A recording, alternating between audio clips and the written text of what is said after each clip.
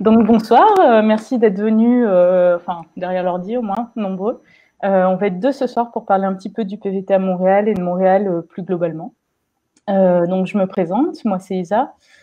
J'ai découvert Montréal pour la première fois en 2008. Donc attention, vous allez avoir deux dinosaures ce soir quand même, deux dinosaures de Montréal. J'y ai vécu en 2010 pour faire un stage au Canada. Et j'en reviens tout juste. Je reviens de mon PVT au Canada où j'ai vécu plusieurs mois à Montréal cette année. Voilà, Muriel, je te laisse te présenter un petit peu. Oui, donc Dinosaure Team. Moi, j'ai fait une année d'études à Montréal en 2005-2006. Ensuite, j'ai fait un permis vacances-travail à Montréal en 2007-2008, donc ça remonte. Ensuite, je suis rentrée en Europe quelques années et je suis revenue à Montréal depuis l'été 2017 avec mon conjoint. Donc, nous avions un permis de travail, lui fermé et moi ouvert, relié au sien. On a obtenu notre CSQ il y a 2 ans maintenant et on est sur la fin de procédure de résidence permanente. Donc, on devrait obtenir la résidence permanente d'ici quelques mois, le temps de faire la visite médicale. Et donc, toujours habité à Montréal, même si j'ai voyagé un peu ailleurs au Canada. Et j'ai un enfant ici, qui est donc canadien depuis 2 ans. Et montréalais, 100% montréalais. 100% montréalais, exactement, avec juste un passeport canadien. Avant de commencer à poser vos questions sur le PVT, je veux juste vous prévenir que vous pouvez télécharger gratuitement en ligne le guide des PVTistes au Canada sur le site pvtist.net. Et aussi, il est version version papier, si vous préférez lire voilà, à l'ancienne, des livres à l'ancienne. Alors, est-ce qu'on a quelques questions sur Montréal? Pas encore. Pour info, on va répondre aux questions d'ordre général, pas aux cas particuliers, parce qu'on n'est pas consultante en immigration. Mais donc, si vous avez des questions générales, n'hésitez pas. Et on a quelqu'un qui va nous les relayer pour nous faire un peu, voilà. Sinon, Montréal, juste, je ne sais pas si toutes les personnes qui sont là, qui nous écoutent, veulent aller à Montréal ou se posent des questions. Je sais que moi, quand dans les rencontres PVTistes, les gens me disaient souvent, moi, je veux aller à Montréal. Donc, en général, je pose la question, pour quelle raison? Si les gens me répondent parce que c'est plus facile, je leur dis que c'est pas une bonne raison. Il y a plein de très bonnes raisons de venir à Montréal. Je veux dire, Isa comme moi, on aime beaucoup la qualité de vie, le cadre, tout. Ça ne veut pas dire que c'est plus facile.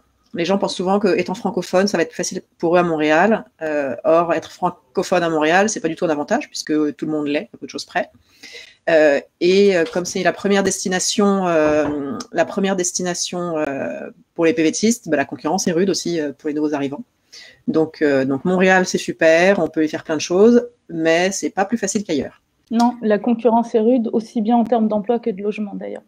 Donc ça, c'est quelque chose d'assez nouveau à Montréal, les problèmes de logement. Mais on en parlera un peu plus loin dans le live. Moi, personnellement, c'est quelque chose qui m'a choqué cette année par rapport à il y a quelques années, justement, c'est cette difficulté à trouver un logement qu'on n'a pas forcément dans des villes plus petites, mais qu'on peut avoir à Toronto et à Vancouver aussi, ça c'est sûr. Alors, sur la question, quel est le budget pour vivre à Montréal? Moi, comme je suis un dinosaure et que je suis bien établie dans la vie professionnelle et locale, je suis pas forcément mon budget est sans doute plus élevé qu'un PVTiste qui débarque tout juste. Quand j'étais là il y a quelques années, avec 700 € par mois, c'était la limite pour vivre correctement en se trouvant une petite chambre en coloc, en sortant pas beaucoup, en se déplaçant à vélo ou avec la carte de métro, voilà. Aujourd'hui, je pense que c'est un peu plus élevé. Isa peut plus avoir un budget plus à donner. Effectivement, la première fois que je suis venue vivre ici, c'était ça à peu près le budget de 700 € par mois. En plus, avec le dollar canadien favorable, c'était un peu ce que je dépensais. Mais il faut quand même, voilà, faut pas sortir beaucoup, faut pas avoir beaucoup d'activités, etc. Là, rien que le logement, j'ai pu voir, par exemple, en colocation dans un quartier plutôt sympa, on est quand même autour de 600-700 $ par personne. Donc ça fait, je sais pas, ça doit faire 500 €, quelque chose comme ça. Mais après, il faut se nourrir, faut prendre les transports. Donc c'est pas Et puis le budget, c'est très personnel aussi, ça dépend de la façon dont on vit. Donc c'est toujours une question un peu piégeuse pour répondre. Je pense que pour établir un budget avant de partir, il faut prendre en compte les différents postes de dépenses, regarder sur Kijiji combien coûte une chambre ou sur Facebook, et puis vous établissez un petit peu ça. C'est pas facile à déterminer non plus, quoi. Ensuite, comment est le marché du travail à Montréal aujourd'hui? Quel secteur recrute à Montréal? Le service. C'est-à-dire, enfin, disons qu'il y a deux ranges d'emplois qui recrutent. D'un côté, le service, donc tout ce qui est vente en magasin. Alors, les bars et restaurants, cette année, on ne peut pas dire que ça recrute beaucoup, mais sinon, en temps normal, ça recrute. Mais c'est ça, mais c'est vraiment la vente. Moi, quand je marche dans la rue, je vois les affichettes recherche employés, c'est les supermarchés, c'est les magasins, c'est le genre de choses, clairement, le plus facile. Il y a aussi parfois des grosses entreprises, mais qui sont plus souvent en dehors de Montréal, de manutention, ce genre de choses. Donc ça, c'est un premier secteur. Et ensuite, ça va être plutôt les jobs très qualifiés dans le secteur de la technologie ou de la... ça va être voilà, Ubisoft, donc le développement informatique, ce genre de choses. Je rajoutais juste qu'effectivement, il y a beaucoup de travail en manutention en banlieue de Montréal, donc c'est plutôt Laval, Longueuil, etc., ce qui implique souvent d'avoir un budget voiture. Donc ça, faut y penser aussi parce que c'est vraiment pas des endroits très accessibles. Et le problème, c'est que vous êtes aussi souvent en horaire décalé dans ces domaines-là, donc pas forcément de transport en commun. Alors ensuite, moi, je suis partisane du vélo en toute saison. D'accord avec moi, mais bon. Moi, pas. L'hiver, il n'y a pas de problème. Mais ça dépend des distances, c'est vrai, et tout n'est pas déneigé. Mais bon, là, c'est une question. Le mode de transport est une question différente, avec des opinions différentes sur la question. Alors, les sites pour trouver du travail ciblés sur Montréal, je ne crois pas qu'il y ait de sites ciblés Montréal. Par contre, si vous venez à Montréal, ce qu'il faut absolument faire, c'est commencer par contacter les organismes d'aide à la recherche d'emploi. Donc, je pense qu'il y a le Carrefour Emploi Jeune, un truc comme ça, et la CITIM. La CITIM, donc CITIM, qui organise des ateliers d'aide à la recherche d'emploi pour les gens qui arrivent. C'est 3-4 jours, temps plein. Ça vaut carrément la peine pour refaire votre CV, comprendre le marché local, vous faire des contacts en arrivant. Voilà, c'est vraiment quelque chose. Moi, je connaissais déjà Montréal. Je l'ai quand même fait quand je suis revenue parce qu'on connaît la CITIM et tout. Ça vaut, alors même que culturellement, je connaissais le Québec. J'ai quand même appris des choses. Donc, c'est vraiment quelque chose à faire. Et ensuite, les sites ne sont pas spécifiques à Montréal. Ça va être Emploi Québec, ça va être Monster, ça va être tous les classiques. En fait, c'est quasiment les mêmes qu'en France, LinkedIn. Très important, LinkedIn, ouais. Okay, et puis pour les emplois non qualifiés ou de vente service, c'est juste prendre vos bonnes chaussures, votre plus beau sourire, et puis votre CV, et puis vous déplacer dans les coins où vous avez envie de travailler. Parce que ça marche aussi beaucoup comme ça. Dans le secteur, excuse-moi, dans le secteur du tertiaire, par exemple, le travail de bureau, d'assistant, de secrétaire, il y a pas mal de recrutement dans les agences de placement. Aussi, ça c'est quelque chose assez intéressant. Ouais, et je voulais ajouter un truc. Et je sais plus oui, n'hésitez pas avec les agences d'intérim, qui sont les agences de placement, c'est ça. Vraiment là. Parce que ça peut être du travail temporaire, mais ça vous fait déjà une première expérience canadienne aussi. Enfin, et puis eux, ils peuvent, même si c'est pas avec eux que vous trouvez, c'est toujours bien de toute façon de lancer des choses dans tous les sens au départ pour trouver. Il faut vraiment pas hésiter. Tout ça. Ouais. Mon boulot actuel, c'est une agence de placement. J'ai une annonce sur pvtis.net pour être manutentionnaire au Salon du Livre. Sachant que moi j'ai un master, que j'ai travaillé dans le tourisme et le développement local, je me suis dit, tiens, j'ai une journée à aller faire déplacer des livres au Salon du Livre, pourquoi pas. Je me suis inscrite à l'agence de placement pour faire ça. Et puis j'ai fait ma journée, ça s'est très bien passé, j'en ai fait une deuxième, super. Et en fait, grâce à l'agence de placement, ils ont refilé mon CV à un recruteur d'une grande entreprise qui m'a appelé en me disant, voilà, j'ai un poste pour vous, vous n'avez pas postulé, mais c'est pas grave, c'est pas le poste dont vous rêvez, c'est un petit boulot au centre de conférence, prenez-le. Et comme ça, vous serez dans la boîte. Et quand il y aura un vrai poste plus intéressant pour vous et pour nous, vous serez sur les rangs. Et donc, c'est comme ça que je suis passée de servir des cafés pendant 3 mois pour un truc auquel je n'avais pas postulé à un boulot plus de secrétariat, de coordination. Voilà. Donc, il ne faut aussi pas hésiter à des trucs auxquels on ne s'attend pas forcément.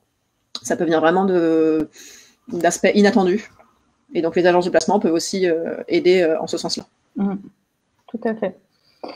Quel quartier sympa pour vivre quand on est à la trentaine et qu'on aime sortir le soir dans les bars, restaurants? Il y a effectivement plein de quartiers sympas à Montréal, je trouve. Ça dépend de ton budget. Déjà, hein, c'est quand même la base. Moi, personnellement, j'adore mon quartier. Là où j'ai vécu le plus longtemps à Montréal, c'est heureusement la Petite Patrie. C'est de moins en moins accessible, mais il y a plein de restos, de bars, de magasins. C'est vraiment super sympa. J'ai découvert aussi l'année dernière le quartier de Saint-Henri, à l'ouest de l'île, que j'ai trouvé vraiment agréable, moins animé, mais bien agréable. Puis bien sûr, il y a les classiques comme le plateau, côté Myland. Bah là, t'as de quoi faire, hein. C'est clair que t'as de quoi faire, mais plus tu te rapproches généralement de la ligne orange, plus la ligne de métro orange, qui est une des lignes du métro montréalais, plus c'est cher. C'est ça. Je pense que Isa et moi, le problème, c'est qu'on est vendus au plateau, à peu de choses près. Donc, en gros, le plateau, c'est là où débarquent beaucoup de Français, même si c'est de moins en moins vrai. Moi, je pense que c'est parce que on arrive de France, en général de grandes villes, même si pas toujours, et donc on est habitué à un certain niveau de qualité de vie. On veut pouvoir avoir accès au magasin à pied, donc la boulangerie, la fromagerie, le supermarché à pied. On veut se déplacer en métro, donc avoir une station de métro pas loin. Et en fait, on veut une qualité de vie à l'européenne pour tous les avantages, et puis à la canadienne avec les parcs, la verdure. Et donc le plateau offre ça. Mais du coup, c'est très cher. Et en plus, les propriétaires canadiens savent très bien qu'on est habitué à un coût de la vie assez cher en Europe. Et donc, quand on débarque, ils essaient de nous la faire à l'envers en nous proposant les logements au prix européen. Voilà. Donc, c'est cher de vivre sur le plateau, mais c'est vachement agréable, il faut le dire. Moi, j'ai habité dans la petite Italie aussi, près du Salon, donc un peu plus au nord. C'est aussi super parce que c'est très accessible avec la ligne de métro, avec les deux lignes de métro, la bleue et la orange, donc centre-ville et puis Université de Montréal. Il y a le marché. Le marché, c'est toute l'année, tous les jours, avec nocturne, jeudi, vendredi. Donc c'est vrai que Elisa et moi, on se concentre vraiment sur le plateau, le Rosemont et puis Petite Italie. Après, on a des copains qui habitent dans Verdun, nous. Ouais, c'est chouette, Verdun. Moi, ça me paraît plus excentré, mais parce que mes amis et les centres d'intérêt sont plus côté plateau. Mais Verdun, il y a aussi des choses qui se passent. Ça dépend aussi, trentenaire et mes sorties. Petite Patrie est très connue aussi pour être très familiale. Mais avec familial, tu peux sortir. Il y a des manger dehors. En gros, vous êtes près d'une ligne de métro, vous aurez de quoi sortir. C'est ça. Et le problème avec Montréal, c'est que dès que tu es à plus de 2 km à pied d'une ligne de métro, tu te sens... il y a moins de choses. Tu te sens loin. C'est très résidentiel, en fait. Donc, de toute façon, pour choisir un quartier, il faut juste, en débarquant, tu le visites. Tu te balades, tu fais tes 15 km par jour dans Montréal et tu sentiras bien où tu te sens bien, quoi. Je pense qu'on a des dossiers sur le site sur les différents quartiers de Montréal. Donc, ça vaut le coup d'aller jeter un œil pour avoir une idée un peu plus générale que ce qu'on vous raconte là, Isa et moi. Quels sont les autres sites que Kijiji pour trouver un logement? Alors, à savoir que si on commence à parler de logement, je tiens à dire que c'est très, très compliqué de trouver un logement à Montréal. J'en suis encore traumatisée 1 an après. Il m'a fallu 2 mois pour trouver un logement. Donc en couple, on voulait pas de colocation. Je précise quand même et je vous rassure qu'en colocation c'est plutôt très facile encore aujourd'hui. Il suffit de visiter dans la journée quelques colocs et de choisir celle qui vous plaît et puis ça va, quoi. Pour trouver un appartement à soi, c'est vraiment moins simple. J'ai revérifié tout à l'heure, à Montréal, il n'y a que 1,5% des logements vacants sur toute la municipalité, ce qui est vraiment pas beaucoup. Et donc, il y a peu d'annonces, il y a beaucoup de demandes, mais pas forcément des nouveaux arrivants, hein, même des locaux, des Montréalais de longue date. Et dès que tu as une annonce sur Facebook, tu as 100 personnes en 10 minutes, quoi, qui répondent pour visiter l'appartement. Donc, c'est vraiment corsé. Donc, des sites pour... c'est Facebook. Pour moi, 100% Facebook. Il y a 100 groupes. Et il faut s'inscrire et puis faire une veille tous les jours, quoi. Sinon, pour les rares d'entre vous qui arrivent en ayant un emploi, le bouche à oreille aussi, ou sur des grosses entreprises, parfois il y a des tableaux d'affichage d'annonces internes. Donc sinon, ça peut être ça. Mais effectivement, en fait, Marketplace, j'ai l'impression, pour tout ce qui est petite annonce en tout genre, il est en train de prendre le pas, même sur Kijiji. Ah oui, oui. Les gens postent sur les deux aussi, sinon. Ouais, puis sur Facebook, il y a aussi plus de gens qui postent pour faire des sessions de bail. Donc, non, ça marche quand même vraiment pas mal, mais il faut être très, très réactif et j'y ai passé des journées entières. Au final, pour pas réussir à trouver un appart une fois que mon premier bail arrivait à la fin. Mais bref, c'est une autre histoire. Le live... Oui, attends, je vais juste le logement. Oui, il y a pénurie de logement. Attention aux arnaques pour autant. Pareil, on a un dossier sur comment éviter les arnaques, à la fois sur ce qui est un loyer correct, et puis surtout sur les affaires les trop bonnes affaires où on vous demande d'envoyer un paiement en avance. Enfin bon. Envoyez jamais de paiement. On déconseille, même si vous n'avez pas trouvé de logement à l'arrivée, ne prenez jamais un logement avant d'arriver là. Ne vous engagez pas. Prenez un truc temporaire d'1 mois si vous voulez, mais ne vous engagez pas sur un bail avant même d'avoir visité et d'être arrivé à Montréal. Surtout, ça, c'est vraiment à déconseiller. Donc, comment dire, on ne veut pas vous paniquer. Encore une fois, en colocation, ça se trouve bien. Donc, vous pouvez aussi prendre une colocation le temps de trouver un logement à vous. Enfin, voilà, faites gaffe quand même à pas vous faire avoir en tant que nouveaux arrivants, ça va très vite. Souvent, des propriétaires vont demander des enquêtes de crédit et donc on va vous faire miroiter l'absence d'enquête de crédit pour un loyer un peu plus cher. Enfin, c'est pas vrai à Montréal, c'est plus vrai effectivement à Montréal. Il y a 5 ans, même il y a 5 ans, il n'y a pas si longtemps que ça, on me disait ouais, c'est vachement facile de trouver un logement à Montréal, plus facile qu'en France. Oui et non, parce que maintenant aussi ici les proprios demandent des garanties. Donc nous, on nous a toujours demandé une preuve d'emploi. On nous a demandé de voir nos comptes en banque pour voir si on avait des économies, ce qui n'est pas forcément légal, mais quand tu as besoin d'un appart, tu n'as pas le choix, quoi. Voilà. Sur le paiement du premier dernier loyer ou dépôt d'une caution, c'est pareil, en théorie, c'est pas légal. De fait, aujourd'hui, tout le monde le demande. Moi, je le vois quand j'ai quitté le logement qu'on louait avec mon conjoint là, il y a 1 an et demi. L'agence par qui on louait avait été super correcte tout du long. C'est-à-dire que nous, on n'a jamais eu le premier dernier loyer. On avait fourni des garanties sérieuses et tout, mais ils nous ont jamais rien demandé d'illégal. Ils nous ont laissé la possibilité de déposer des chèques antédatés, mais en nous disant tout à fait, vous n'êtes pas du tout obligé parce que on n'a pas le droit de vous le demander, mais si vous voulez le faire, on peut le faire. Voilà. Et donc, quand on a redonné notre bail, on avait dit aux gens à qui on donnait notre bail, honnêtement, l'agence, ils sont nickel, ils nous ont jamais rien demandé d'illégal. Et ben, pour les suivants, le marché du logement était tel qu'ils ont demandé un dernier loyer aux suivants, parce que c'était devenu tel qu'ils pouvaient se le permettre de demander sans avoir peur que la personne leur dise non, vous n'avez pas le droit, je ne le fais pas.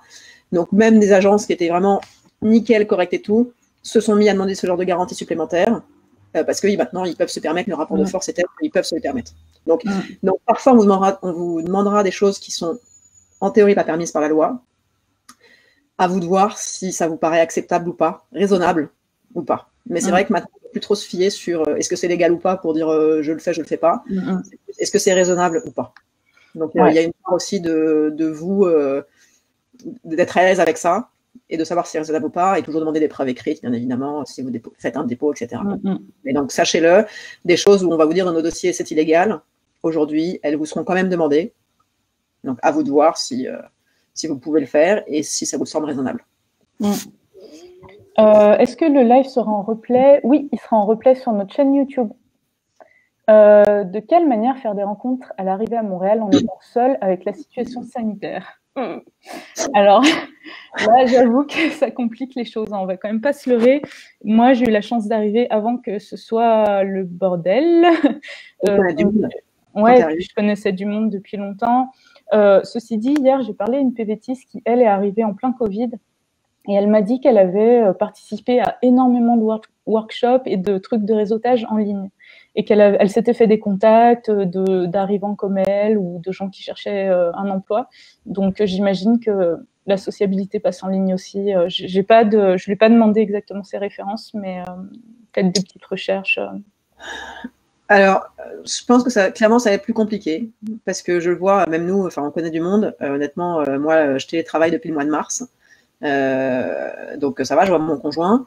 J'ai mon fils. Moi, mes contacts sociaux, c'est les parents au parc. Donc, c'est quand on regarde les enfants faire du toboggan et puis, bon, super, on voit du monde, quoi. Donc, j'ai de la chance, les autres parents, ils sont sympas. Mais à part ça, honnêtement, les contacts, c'est très limité. Donc, si vous débarquez, vous attendez pas à vous faire un gros réseau. La coloc, sinon. La coloc, c'est ça. Trouver une coloc sympa. C'est vrai qu'on a une amie, elle a une petite coloc, elles sont 3 nanas, et elles se sont sélectionnées quand il y en a une qui part, elles sélectionnent très soigneusement la suivante, et elles se font plein de trucs ensemble parce qu'elles s'entendent bien, elles ont les mêmes centres d'intérêt et tout. Donc effectivement, la coloc, c'est une très bonne. C'est ça. Être sûr de sélectionner des colocs avec des centres d'intérêt communs, ça aide pas mal. Et ensuite, comme on disait, rien que les ateliers de la C-Team pour trouver un emploi, vous allez tomber avec d'autres gens qui, comme vous, sont tout seuls. Sachant qu'à Montréal, le confinement est moins strict dans le sens où vous avez le droit de partir à plus d'1 kilomètre de chez vous. En théorie, les rassemblements extérieurs ne sont pas permis, mais vous pouvez aller vous balader avec des gens. Vous pouvez, vous pouvez aller faire un footing avec quelqu'un, c'est permis. On va pas vous mettre une prune pour ça. Donc ça peut être, j'imagine qu'il doit exister des groupes de courses, de randonnées, d'activités d'extérieur. Ouais, faut trouver des groupes d'intérêt. On ne parle pas de se poser à 15 pour faire un pique-nique en mangeant tous dans la même tambouille. Mais il est possible de se voir à l'extérieur en limitant les risques, en étant masqué. Je pense qu'ici, le contexte général est plus au bon sens et à la responsabilité de chacun que vous allez avoir un flic derrière vous prêt à vous plaquer au sol si vous avez une masse de travers. Et qui me semble, vu d'ici, être un peu le climat en France. Sauf si tu vas au parc La Fontaine faire un pique-nique. Ouais, c'est ça. C'est ça. Soyez pas cons, faites pas le groupe de Français qui boit son pinard à 20, à 30 cm de distance au parc La Fontaine. Mais sinon, en étant raisonnable, en ciblant bien les gens, les groupes d'intérêt avec des meet-up, avec des groupes Facebook, organisez pas des gros stuff, mais il y a moyen de trouver des activités réfléchissez aux activités que vous faites habituellement en France, même le sport. Par exemple, il y a des salles d'escalade qui sont ouvertes. Alors, je pense à activités sportives parce que c'est plutôt mon trip à moi, mais j'imagine qu'il doit y avoir des clubs photos qui font des sorties photos aussi, ou ce genre de choses. Donc, il doit y avoir moyen de trouver des choses comme ça. Moi, je vois, par exemple, il y a des ateliers d'activités manuelles, un truc qui s'appelle Les Affûtés, qui organise des ateliers bois ou couture ou quoi. Donc, c'est des petits groupes qui respectent la distanciation sociale, mais ça peut être un moyen aussi de rencontrer du monde comme ça, avec un intérêt commun. Donc, c'est ça. Je pense que c'est identifier plutôt les activités, et ensuite, dites-vous, comment je peux trouver des gens qui ont envie de faire ces activités aussi avec moi. Ça me paraît le plus... Voilà. Mais soyez conscient que votre famille sera loin, vos potes seront loin, donc ça va être plus compliqué. Clairement, ça va être plus solitaire tant que la situation perdure. Et avec l'hiver encore plus, parce que autant c'est facile de faire des pique-niques avec tes potes l'été, autant là, commence à être un peu frais et humide, quoi. Ok. Comment se passe un entretien au niveau du travail que demandent les Canadiens par rapport à la France? Je te laisse répondre peut-être, Myriam. Mon expérience, donc moi en France, je travaillais plutôt dans le domaine public, même si je fais aussi des entretiens dans le privé. En France, les entretiens, en gros, fallait que je montre à l'employeur que c'était l'employeur de mes rêves et que j'allais être formidable pour lui. Fallait que je me mette au pied de l'employeur pour lui expliquer combien absolument il fallait qu'il me choisisse. Ici, c'est beaucoup plus, ça marche beaucoup plus dans les deux sens. C'est-à-dire que oui, il y a cet aspect de montrer à l'employeur qu'il a besoin de moi. Mais l'employeur a aussi beaucoup à montrer à l'employé potentiel tout ce que lui peut apporter. Donc moi, je trouve que c'est beaucoup plus équilibré dans ce sens-là.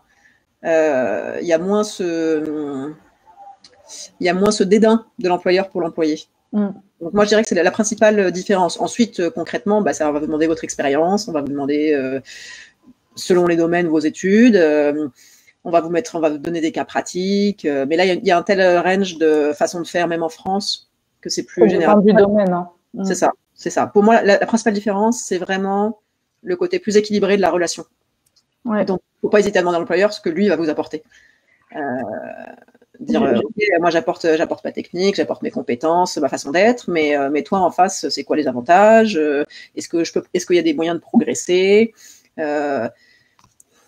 Est-ce qu'on me facilite la conciliation vie privée, vie professionnelle? C'est ça. Donc, pour moi, c'est vraiment la différence principale, c'est vraiment que c'est beaucoup plus équilibré. J'ajouterais juste quelque chose aussi qui peut être déroutant, c'est de ne pas vraiment savoir en sortant de l'entretien si ça s'est bien passé ou pas. Enfin, vous aurez, je pense, l'impression que ça s'est bien passé. Mais ça ne veut pas forcément dire que vous serez pris. Donc ça, c'est quelque chose qu'il faut bien savoir, à mon avis, et bien avoir en tête. Oui, c'est ça. Tout le monde est beaucoup plus sympathique au premier abord, mais ça ne veut rien dire pour la suite. Exactement. Ouais. Ça peut entraîner des déconvenus, effectivement, de dire « Ah, ça s'est super bien passé, on a bien rigolé, on a bien discuté. » Oui, mais parce que les gens, ils sont polis. Donc, parfois, la politesse peut être prise, enfin, la politesse locale, en tout cas, la façon d'être locale peut être prise pour ça passe super bien. Et en fait, non, c'est juste. Voilà. Et c'est vrai pour le professionnel, mais pas seulement dans les relations hors professionnelles aussi, ça peut être vrai. Parfois, on peut déchanter en croyant qu'on s'est fait un super pote à la vie et à la mort, et en fait, le lendemain, le mec, il ne veut plus vous voir parce qu'il s'en foutait en fait de votre gueule. Donc, ça peut être déstabilisant parfois. Alors, les transports en commun fonctionnent-ils bien toute l'année? Alors, Muriel prend le vélo, donc même quand il fait moins 40. Donc, je vais répondre à cette question. Je vais faire ma pub pour le vélo après, vas-y. Les transports en commun, donc à Montréal, il y a le métro et le bus. Donc, pour le bus, je dirais non, il ne fonctionne pas bien, ni en été, ni en hiver, parce qu'à Montréal, il y a des travaux. Donc, il y a des travaux toute l'année, des routes barrées, des chaussées explosées. Donc, c'est un peu le sport municipal. Donc, les bus sont très peu fiables, à part certaines lignes, ils sont souvent en retard. Il y a des détours, etc. Donc, il ne faut pas trop compter dessus non plus. Le métro, ensuite, je le trouve correct. Pour une ville aussi grande, il dessert quand même pas grand-chose. Hein. De Lille, c'est évident. Il faudrait beaucoup plus de lignes, mais la fréquence est correcte. Après, dans les heures pointes, hein, c'est le métro, quoi. Donc, vous serez collés contre les aisselles des uns et des autres. Bon, faut pas non plus rêver, mais bon, il est propre, il est voilà quoi. J'ai rien à dire de spécial. Et puis l'hiver n'y change rien de toute façon pour le métro, si c'était ça la question. Moi, j'ai quand même pris, alors je fais la pub pour le vélo d'hiver, hein, mais j'ai quand même pris le métro pas mal de temps. Donc moi, je faisais la station métro Mont-Royal et le centre-ville. Donc je prenais deux lignes en général, je changeais à Berry-UQAM. Le métro, en fait, il est saturé. C'est-à-dire qu'il marche bien, mais il est à pleine capacité. En tout cas, on parle hors temps de Covid, hein, parce que là, c'est encore différent avec la Covid. Mais, donc, parfois, quand il y a un incident, ça peut être rendu que… C'est vrai que ça arrive souvent. Donc, au fil des années, certaines lignes ont été plus ou moins… Voilà, à une époque, la ligne orange, c'était l'horreur. Maintenant, c'est moins le cas, mais voilà. Et maintenant, c'est plus la ligne verte qui décolle. Ça marche assez bien. Honnêtement, ça marche assez bien, mais c'est comme à Paris ou sur les grandes villes, de temps en temps, il y a un incident et tu arrives une heure. Tu es bloqué pendant 2 heures. Et donc là, ça devient très compliqué. Le bus, j'ai pas l'expérience du bus parce que je le prends pas. Et donc, comme disait Isa en rigolant, par contre, je prends le vélo. Et je ne peux que conseiller à tout le monde de prendre le vélo quand vous habitez pas trop loin de votre lieu de travail. Moi, j'avais juste 2 km à faire le matin et… Non, 4 km le matin, 4 km le soir. Franchement, j'ai tellement mieux apprécié l'hiver en étant à vélo. Déjà, avec la Covid, il y a de plus en plus de gens qui le font parce que on croise personne, on se fait pas cracher dans la gueule, voilà. Ça va quasiment aussi que les transports en commun. On prend l'air. Le soleil se lève plus tôt et se couche plus tôt à Montréal qu'à Paris. Pour prendre Paris en référence, mais Lyon, ça va être pareil là. Et donc, on voit la lumière du jour le matin en allant au travail. On prend l'air, on n'a pas froid parce qu'on bouge. Ça prend un peu d'équipement pour pas avoir froid aux mains, aux oreilles, mais voilà. Il y a de plus en plus de pistes cyclables déneigées toute l'année, notamment là, ils viennent d'inaugurer sur la rue Saint-Denis, donc ils traversent vraiment toute l'île du nord au sud, le long de la ligne orange. Ils viennent d'inaugurer une piste cyclable unidirectionnelle qui va être déneigée tout l'hiver, donc c'est sécuritaire, c'est pareil du trafic. Voilà. Posez-vous la question et c'est comme en France, il y a plein de gens qui disent mais quand il pleut l'hiver, on va pas prendre le vélo. En fait, il y a plein de gens qui le font et ça marche très bien. Tu mets un pantalon imperméable et c'est cool. Donc c'est vraiment une… C'est un peu plus hardcore quand même, hein, les hivers montréalais. C'est juste qu'il existe aussi des alternatives au transport en commun. Et la voiture, si vous n'avez pas le choix, prenez-la. Mais sinon, c'est vraiment une galère sans nom, la voiture. Pour se garer, pour circuler. Se stationner, la déneiger, la congestion routière, la voiture, c'est une galère sans nom. Évitez. Et je tiens à préciser que ce n'est pas forcément une bonne idée aussi d'envisager de vivre en périphérie et de travailler à Montréal ou l'inverse. Parce que, en l'occurrence, les transports en commun pour quitter l'île de Montréal, ils sont vraiment déficients. Ça marche pas. Ça marche pas bien. C'est ça. Ils sont en train de construire des lignes de train type RER, TER, mais il y a des retards dans les travaux, il y a une branche qui est fermée le temps qu'ils fassent ses travaux. Donc tous les gens qui habitaient dans cette banlieue-là, éloignés, ils n'ont plus de transport en commun pour le centre-ville depuis 6 mois, 1 an. Voilà. Donc là, je vois quelqu'un reposer la question sur le vélo. C'est ce que c'est facile. Donc il y a moins de pistes cyclables l'hiver que l'été parce que tout n'est pas déneigé. Les automobilistes sont encore agressifs par rapport aux cyclistes, même pas tous. Ça s'améliore. Il existe des groupes, pour ceux que ça intéresse, de voir comment faire. Il existe des groupes, notamment Facebook, Vélo d'hiver Montréal, où vous verrez que plein de gens le font et ils prennent vraiment du plaisir. Et vous verrez que cette année, il y a beaucoup de gens qui s'y sont mis, genre qui faisaient seulement l'été, qui s'y sont mis l'hiver ou qui s'y sont mis tout court avec la pandémie et qui prennent vraiment du plaisir. Voilà, c'est un moyen de déplacement vraiment efficace. Il faut faire gaffe au vol de vélo parce que pénurie de matériel oblige, les vols se sont multipliés. Et aussi, continuer à respecter, mais oui, on se déplace bien à vélo. Je peux préciser aussi qu'il y a des vélos en location pendant certaines périodes de l'année. Les Bixi, c'est comme les Vélib, pour ceux qui ne sont pas trop sûrs avant de s'équiper pour tester un petit peu. Voilà. C'est ça. Ouais. Donc oui, la question était reposée du vol de vélo. Oui, il y a plein de vols de vélo. Ouais. Donc c'est pareil, là, c'est toujours les trucs. L'idée, c'est pas d'avoir un vélo qui est involable parce que ça n'existe pas, c'est d'avoir un vélo qui est moins volable que celui d'à côté. Voilà. Complètement. Mais ensuite, ça reste toujours moins cher. Enfin, comment dire, un vélo avec un vélo à $200, t'as un bon vélo et ça coûte moins cher que quelques mois de passe de métro. Donc de toute façon, même économiquement, ça peut rester rentable même en se faisant voler son vélo 1 fois par an, ça peut rester rentable, quoi. Ouais. Ça dépend du vélo. Voilà. Moi, j'ai fait pendant 1 an et demi avec un vélo d'un organisme qui s'appelle SOS Vélo, qui retape des vieux vélos. Donc c'était un truc vraiment merdique que j'ai acheté, je pense, $140. Et j'ai fait tout mon hiver avec en mettant juste des pneus d'hiver dessus et des pneus à clous. Et voilà.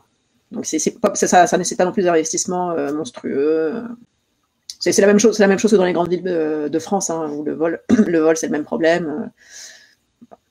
Donc c'est pas là-dessus, il n'y a pas vraiment de spécificité. Je prends le temps de préciser ça parce que de parler du vélo beaucoup parce que moi je suis une aficionados, mais parce que ça se développe vraiment là. Et puis ici on va entendre les mêmes choses qu'en France, quoi. En France on va entendre les mêmes gens qui vont dire mais on peut pas pédaler toute l'année. Voilà, dès qu'il va pleuvoir, il y aura plus personne sur les pistes et puis on voit que si il peut. Donc il s'avère oh là là, mais dès qu'il fera -20 et la neige, sauf que déjà il fait pas -20 et la neige tous les jours. Une bonne partie de l'année, même l'hiver, l'asphalte est dégagé puisqu'il déneige. Donc oui, il y a 1 semaine au total dans l'année où il y aura une tempête de neige. Ces jours-là, tu peux prendre le bus, c'est pas au marché. Et le reste du temps, être à vélo, ça reste intéressant quand même. Dis celle qui va en ski au boulot. Non, 1 fois dans l'année. Ok. J'aimerais savoir si Montréal est une vie, je suppose, riche de culture. Merci à vous. Donc, il est musicien professionnel, semble-t-il. Je vais faire comme si le Covid n'existait pas et n'avait jamais existé. Oui, c'est une ville, et c'est pour ça que je suis vraiment tombée amoureuse de Montréal il y a plusieurs années. C'est c'était, en tout cas à l'époque, vraiment une scène musicale de fou en Amérique du Nord. Il y avait plein de bars avec des open mic, des micros ouverts. Il y a plein de salles où écouter des concerts. Il y avait de quoi faire. Je trouve un peu moins maintenant, mais c'est quand même une ville qui est très très riche en culture de manière générale. Il y a beaucoup de festivals. Ouais. Alors c'est pas forcément voilà, il y a quand même beaucoup de festivals l'été comme l'hiver, même si on a l'été c'est sûr. Là, l'été ça n'arrête pas, mais il y en a quand même quelques-uns l'hiver. Voilà. Mais tout ça c'est hors Covid. Donc il faut quand même préciser que toutes les salles de restaurants sont fermées. Elles ont rouvert un peu cet été. Mais elles ont toutes complètement refermé là au début de l'automne. Donc tout ce qui est live musique, c'est mort. Vraiment. C'est une ville morte. Et il n'y a aucune perspective pour l'instant. Non. Le monde des arts est complètement sinistré. C'est-à-dire en France, les spectacles ont réellement repris. Au Canada, là à Montréal, ça n'a même pas vraiment repris cet été. Espérons de jours meilleurs pour ça. C'est ça. Est-il facile de s'installer à Montréal avec un enfant? Donc Muriel, toi, ton enfant, tu l'as fait ici, donc tu t'es pas vraiment installée. Oui et non. Non, dans le sens où ça coûte un peu cher, notamment le point fondamental qui est si l'enfant n'est pas d'âge primaire, garderie. les garderies, il y a pénurie de places en garderie, en tout cas pour ce qui est des garderies subventionnées ou publiques. Donc, c'est-à-dire garderie privée, il faut compter 45 à 60 $ par jour. Jusqu'à 5 ans, je tiens à préciser que l'école commence. Oui, c'est l'école primaire. Il n'y a pas de maternelle ici. Ouais. Donc, ça veut dire qu'il faut avoir un budget enfant. Soit un parent qui reste à la maison avec l'enfant, soit un système de garde, mais qui est cher. Ensuite, dans le privé, les places se trouvent. Je veux dire, trouver une place, c'est pas un problème si vous avez le budget. Si vous n'avez pas le budget, ça devient un problème. Donc, pour moi, c'est vraiment ça la difficulté. C'est l'accès à la garderie. Ensuite, sinon, Montréal avec un enfant, c'est super. Les employeurs en général sont beaucoup plus respectueux de l'équilibre vie familiale, vie professionnelle. Les horaires sont beaucoup moins à rallonge qu'ils pourraient l'être en France. C'est-à-dire que si vous faites 35 heures par semaine, vous faites 35 heures par semaine. Certains employeurs vont demander plus, mais ce sera payé ou ce sera récupéré. Il y a plein de parcs partout. Il y a plein d'activités d'extérieur. C'est une ville pour y faire grandir pour les enfants. C'est vraiment une ville très chouette. Voilà. Donc pour moi, c'est vraiment la difficulté, c'est vraiment inscription garderie ou école quand ils sont plus grands là. Mais ça se fait, je vois des gens arriver. Là, c'est juste un peu compliqué au départ de s'y retrouver. La difficulté étant de savoir où est-ce que vous allez habiter pour pouvoir inscrire les enfants dans l'école pas loin. En fait, c'est vraiment ça la difficulté. Et comme vous ne pouvez pas savoir où vous allez habiter avant d'être arrivé, il y a une petite gymnastique à faire d'organisation de ce point de vue-là. Je dirais aussi que la difficulté est la même que dans toutes les grandes villes, c'est que si vous avez plusieurs enfants, 2, 3 enfants, ça va être le logement en fait, de trouver un logement assez grand pour accommoder tout le monde en étant arrivant. C'est toujours plus difficile de trouver un grand logement à prix raisonnable que... Montréal a du mal à loger ses familles. Voilà, c'est quand même un truc qu'il faut savoir. Juste par rapport au logement aussi, notamment pour les familles, ça dépend d'où vous venez en France, là. Mais genre, si vous venez de Paris, la taille des logements parisiens, la taille des logements montréalais, ça vous fera pas de choc. vous pourrez trouver à Montréal des logements où on vous dira non, c'est pas pour des familles. Et puis en fait, vous trouvez ça assez confortable finalement parce que les surfaces sont quand même plus grandes en général à Montréal qu'elles ne pourraient l'être à Paris. Donc il y a mais malgré la pénurie, les standards, si vous avez des standards parisiens en particulier là, ou même lyonnais. Non. Non. Okay, voilà. Désolée pour le parisienocentrisme. C'est ça, bon, vous trouverez votre bonheur. Et surtout qu'encore une fois, c'est très vert, Montréal, donc il y a quand même des parcs vraiment pas loin tout le temps. Donc même si vous avez un petit logement, c'est facile de sortir à n'importe quelle saison. Il y a des patinoires en plein air, il y a des jeux d'enfants, il y a des paddles. Les jeux d'eau, l'été, ouais, c'est super. C'est ça, il y a des pistes de ski dans certains parcs. Donc il y a moyen de prendre l'air là en toute saison. Vraiment. Avec les enfants. Enfin, c'est ça, c'est vraiment une ville chouette avec enfants. C'est beaucoup moins pollué que les grandes villes européennes aussi, en règle générale. C'est sûr qu'il y a quelques journées d'alerte l'hiver en général aux particules fines, mais c'est beaucoup plus rare et l'air est beaucoup plus respirable. En général, il y a toujours un souffle d'air. Donc voilà. Ok, alors on a une question d'une gourmande. On peut bien manger à Montréal, c'est varié pour tous les régimes alimentaires. Je me souviens de Toronto, c'était pas fou ou cher, mais c'était il y a longtemps. Alors, je ne sais pas si on aura le même avis, Muriel, mais moi, effectivement, j'aime bien la bonne bouffe et j'aime bien les produits de qualité. Et je trouve que tout a moins de goût en Amérique du Nord de manière générale.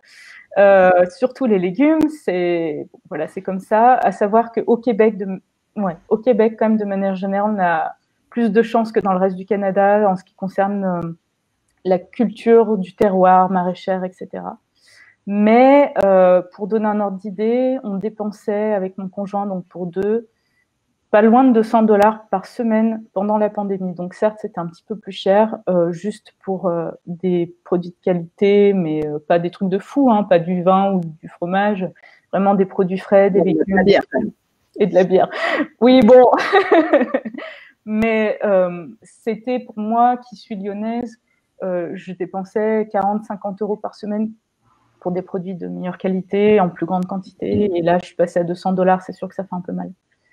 Après, pour tous les régimes alimentaires, oui, il y a beaucoup de produits végétaliens, végétariens, c'est pas un problème. Encore une fois, je trouve que c'est de moins bonne qualité, mais en diversité, que ce soit dans les restos, les supermarchés, vous trouverez vraiment tout. Pareil, halal, kasher, c'est pas du tout un problème. En fait, je pense que on peut très bien manger à Montréal. C'est hyper varié. Il y en a pour tous les régimes alimentaires. Après, la question, c'est le budget. Ouais. C'est-à-dire que les meilleurs fromages du monde entier, vous allez les trouver. Hein. C'est juste que le camembert à 4 € du supermarché, vous ne l'aurez pas sur le marché. Quoi. Pour avoir un bon camembert, autre que camembert président papier, là, il faut aller chez le fromager et tout de suite, ça raque. Il y a de tout. Et en plus, comme il y a une très forte immigration européenne et même ailleurs dans le monde, il y a de toutes les gastronomies. Voilà. C'est juste c'est ça, tout. Le prix ne sera pas forcément le même. Ensuite, je fais le lien avec la question qu'on n'a pas répondu mais qu'on a sauté. En fait, y a-t-il des marchés sympas le week-end ou animation le week-end en plein air? Il y a des marchés publics. Donc, il y a le marché Atwater, le marché Jean Talon et le dernier. Maisonneuve? Je ne sais plus. Maisonneuve, je crois. Je sais plus. Il y a un troisième grand marché. Donc, c'est les marchés publics de Montréal qui sont ouverts toute l'année, tous les jours. Où vous avez pas mal de produits plus ou moins locaux, là, mais fruits et légumes frais à des prix raisonnables.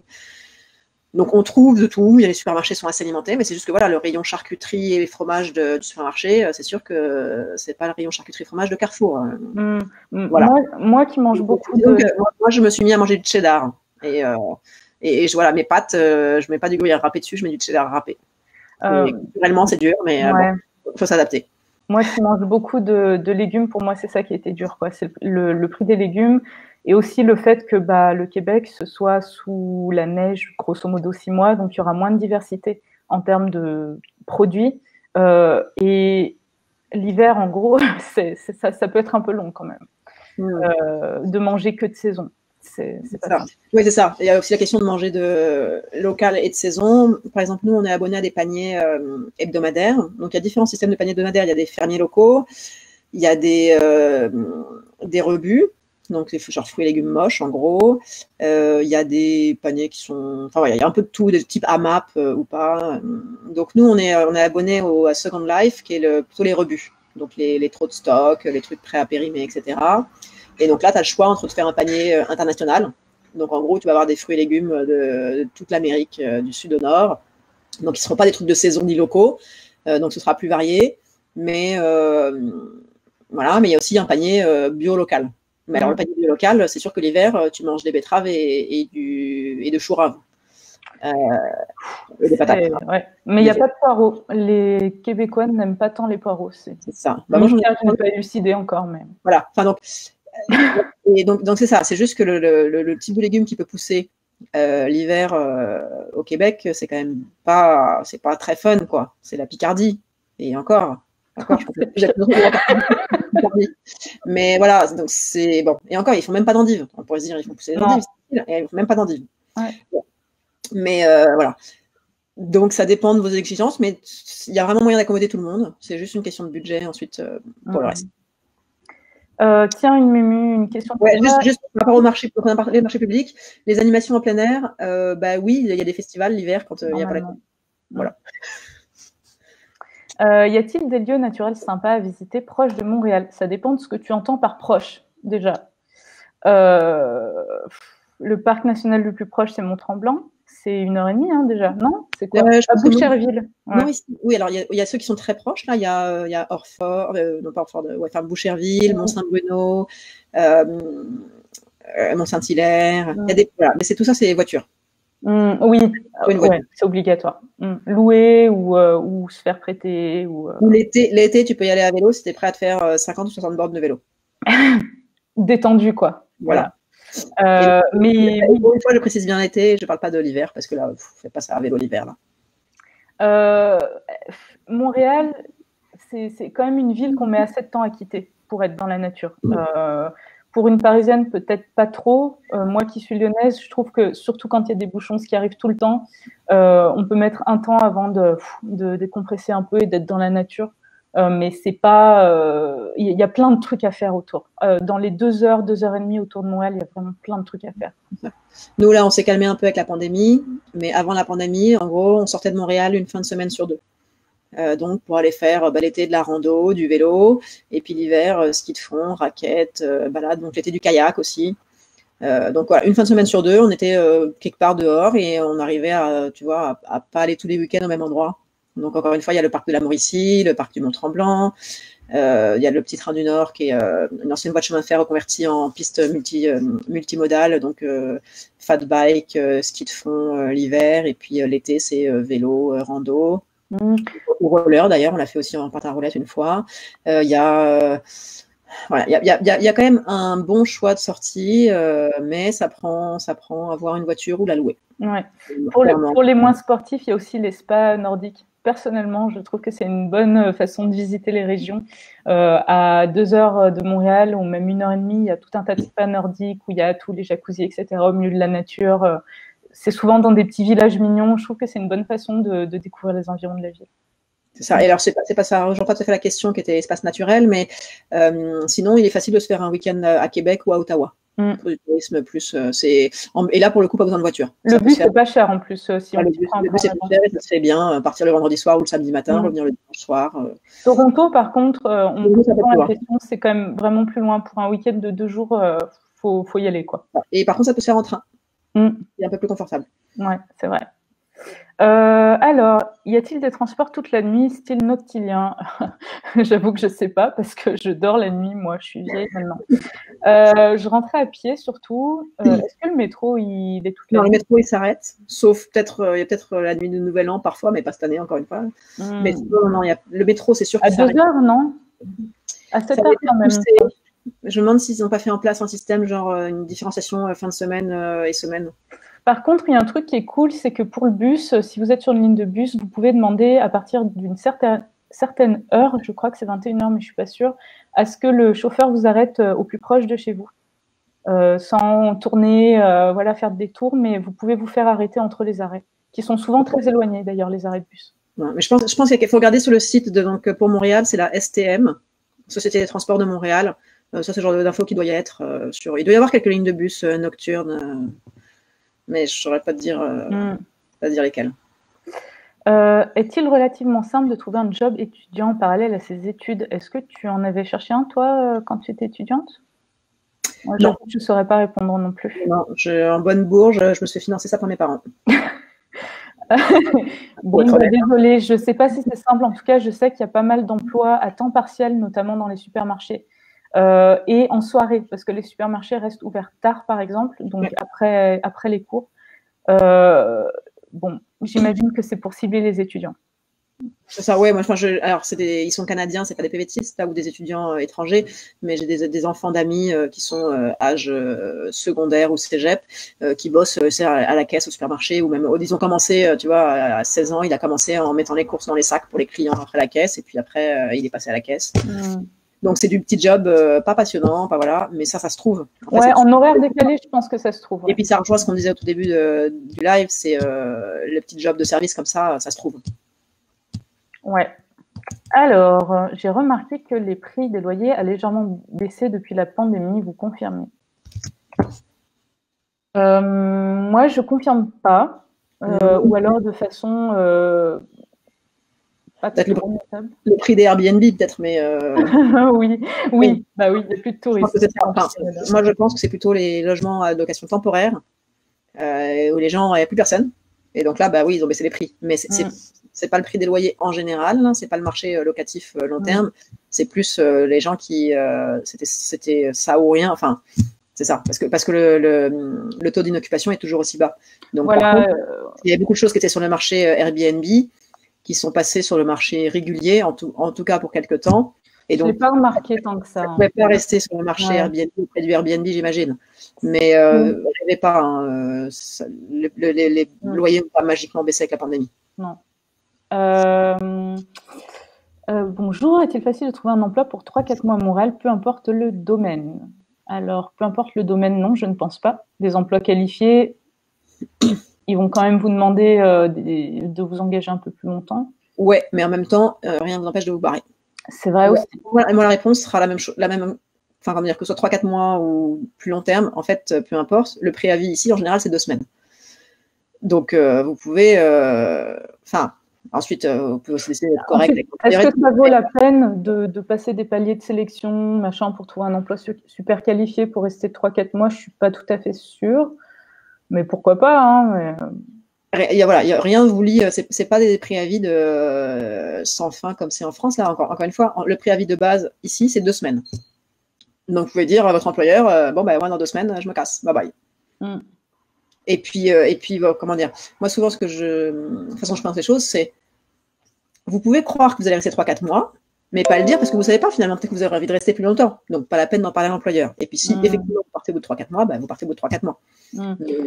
Par contre, pour les petits jobs, oui, non, mais il y a plein de petits jobs, on va pas vous... Enfin, les employeurs, pour des petits jobs, ils savent bien que vous n'avez pas forcément envie de mettre des courses dans des sacs pendant 20 ans, quoi.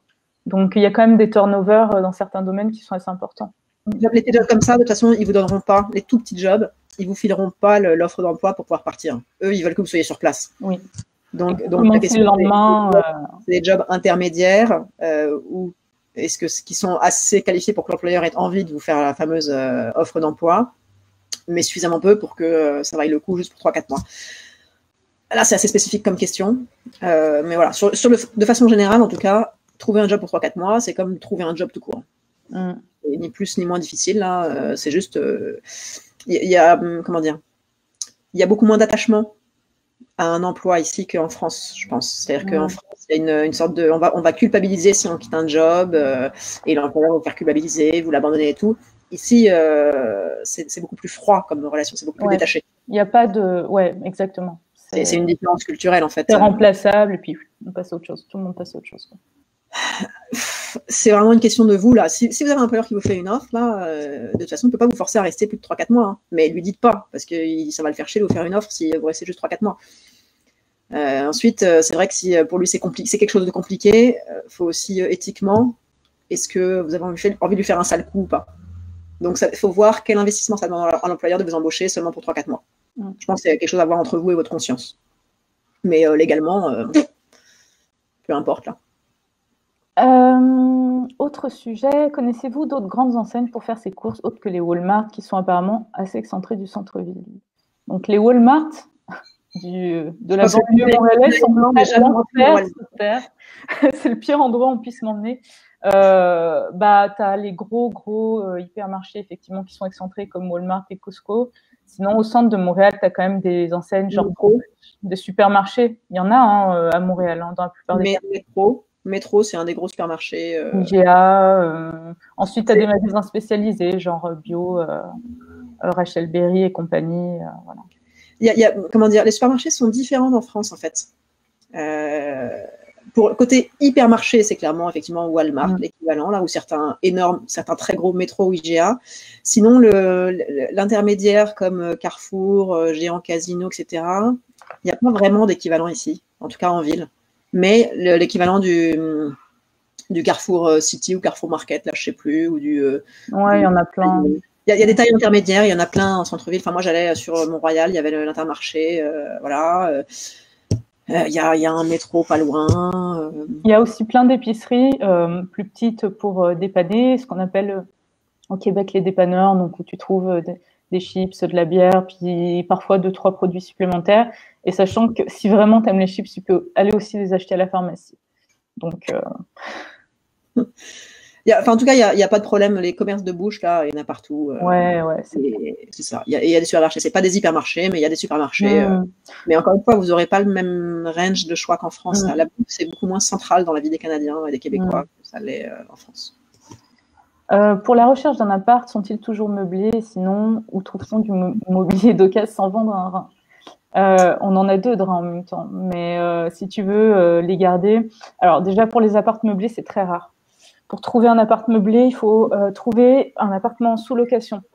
La sous-location, c'est par exemple quelqu'un qui va partir faire un stage ou en voyage à l'étranger, donc c'est compliqué en ce moment, et tu vas lui reprendre son appart sous un bail de sous-location. Pendant quelques mois, et bon, tu récupères toutes ces affaires. Donc moi, je trouve ça super confortable, j'ai toujours fait ça, mais il faut quand même pas que ça soit gênant pour toi de vivre dans les affaires de quelqu'un, parce que bon, en gros, on te fait de la place dans le placard, puis c'est à peu près tout. Les colocs parfois sont meublés, c'est loin d'être tout le temps le cas, mais tu peux au moins avoir un lit, une commode, donc le minimum, et puis généralement tout l'équipement de cuisine. Si tu reprends la chambre de quelqu'un, c'est déjà tout équipé. Sinon, les appartements, la plupart du temps, la grande majorité sont vides. faut faire gaffe. En fait, il y a meublé, semi-meublé et non meublé. Alors, dans les apparts meublés, il y a aussi les arnaques aux Français. Certains trucs hors de prix pour des Français, ça arrive aussi souvent. C'est pas forcément un bon plan d'avoir un truc déjà meublé, en fait. Non, surtout que tu cherchais des endroits pas trop chers. Oui, il y a des organismes un peu comme Emmaüs où tu peux acheter de l'équipement d'occasion comme Renaissance. Ouais, moi je suis une grande fan de Renaissance pour tout ce qui est vaisselle, fringues. Alors moi j'utilise surtout pour les fringues enfants, là. Mais voilà. Et puis Kijiji et Marketplace. Ouais, il y a un roulement, ça se trouve. Honnêtement là, se meubler, c'est pas compliqué. Moi je vois passer les offres sur les groupes PVTistes là, de petites annonces, ça tourne. Si possible, prenez effectivement, comme tu disais Muriel, un appartement semi-meublé, donc au moins avec l'électroménager. C'est ça. Souvent, c'est compris, mais c'est pas le cas tout le temps et de moins en moins, je trouve, où tu as un frigo, une gazinière et puis c'est tout en fait. C'est ça, oui. C'est rarement une laveuse. Ouais. Pour les PVTistes, ce qui est chiant, c'est l'électro, là. Donc un semi-meublé, c'est-à-dire avec juste le contenu de la cuisine, c'est l'idéal. C'est-à-dire que comme ça, le lit, le canapé et tout, tu te récupères ça d'occasion, il n'y a aucun problème. Et le plus chiant, le plus lourd, le plus cher est déjà là. Tu t'emmerdes pas. Et oui, pour trouver effectivement, pour acheter à des particuliers, donc il y a le groupe PVTiste Petites Annonces de Montréal et Kijiji et puis Facebook. Effectivement, moi j'ai trouvé plein de trucs sur Facebook aussi, la Marketplace. Voilà. Une dernière question parce que. Ouais, parce qu'on va y aller. Hein. La sécurité à Montréal. Bon, pour moi, il n'y a aucun problème de sécurité à Montréal. Pour moi non plus.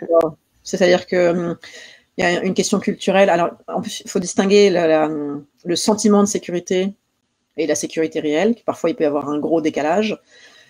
Je pense que Isa, comme moi, en tant que nana, on peut témoigner. On se fait quand même vachement moins emmerder ici qu'en France. C'est-à-dire pour moi, on ne se fait pas siffler, on ne se fait pas traiter mal, on ne se fait pas suivre, on se fait pas. C'est quand même beaucoup moins fatigant. L'espace public est beaucoup plus confortable pour les nanas. Ensuite, il y a toujours des crétins partout là, et je pense que ça évolue notamment parce que culturellement ça change, ça s'internationalise, donc il y a de plus en plus de micro-harcèlement de rue, mais c'est sans comparaison avec la France, là. Tellement sans comparaison. Pour moi, ça a vraiment été une libération en 2008 quand je suis venue à Montréal pour la première fois. C'est la première fois que j'ai vu que c'était possible de se promener dans la rue sans se faire emmerder. Et puis c'est vrai que de manière générale à Montréal, et c'est pas le cas de partout au Canada, hein, loin de là, hein, c'est vraiment le cas des grandes métropoles multiculturelles comme Montréal. Tu peux sortir en mini-jupe, toute tatouée, tout le monde s'en fout. Et voilà, donc niveau sentiment de sécurité, en tout cas, je me suis fait emmerder une fois à Montréal de toute ma vie par une personne qui était enivrée, on va dire, mais je me suis jamais fait suivre, jamais sifflé, rien. Après, il y a quelque chose qui peut être assez troublant, c'est que je trouve que Montréal est souvent une ville mal éclairée la nuit. Donc des fois, on se retrouve dans des rues, on voit rien. Et puis en plus, c'est moche, donc ça fait trash. Ça fait film glauque. Non, mais dis-le, quand tu es dans une ruelle, tu passes dans une ruelle, là, avec les poubelles renversées, les d'âne, les nids de poules. Mais à part ça, c'est super, Montréal. Je veux dire, on imaginerait très bien qu'il y a quelqu'un là avec son couteau qui est prêt à sortir derrière la poubelle, mais en fait. Mais c'est pas le cas, la plupart du temps. Bon, en fait, il y a une dernière question. Est-ce que les écoles primaires à Montréal proposent un programme bilingue? Alors, Montréal est au Québec. Le Québec est très protecteur de la langue française. Si vous arrivez en tant que francophone, si vous arrivez en tant que francophone ou allophone au Québec, vous avez obligation de scolariser vos enfants en français. La seule façon de scolariser vos enfants en anglais, ce serait d'être déjà anglophone au départ. Ou d'aller en Ontario. Donc, oubliez, vous êtes francophone au Québec, vos enfants doivent être scolarisés en français. Voilà. Alors ensuite, ils auront peut-être des cours d'anglais, peut-être des cours d'anglais renforcés selon les écoles et tout, mais c'est une obligation de scolariser les enfants en français pour protéger la langue française. Et en plus, en ce moment, il y a de nouveau des débats sur est-ce que la langue française est en danger au Québec. Voilà. Donc, si vous voulez parler anglais, c'est pas au Québec qu'il faut venir. Bon, en tout cas, on va conclure puisqu'il est quasi 7 heures. Donc, je rappelle que le replay sera dispo sur la chaîne YouTube tout à l'heure, donc vous pouvez revoir nos élucubrations. Je voulais vous dire aussi que demain midi, à l'heure française, il y a un autre live en direct sur Insta, donc c'est @pvtiste au pluriel, pour répondre aux questions sur tous les pays du PVT. Et puis, vous trouverez plein de dossiers et d'articles sur notre site pvtis.net sur tous les sujets qu'on a abordés, et notamment le dossier sur le PVT à Montréal, où je parle vraiment de tous les quartiers, le coût de la vie, comment trouver un logement. Donc, n'hésitez pas à aller jeter un petit œil là-dessus. Et ben voilà, je pense qu'on va conclure. Merci Muriel en tout cas. J'espère que vous avez passé un bon moment avec nous, et merci d'avoir. Il y a des questions auxquelles on n'a pas répondu, qui étaient vraiment plus des cas particuliers. Là, faites une recherche sur le forum. Il y a sans doute des discussions à ce sujet. N'hésitez pas à mettre un message. On ne peut pas répondre à toutes les situations particulières en 1 heure. Merci à tous en tout cas, et puis à bientôt. Bye.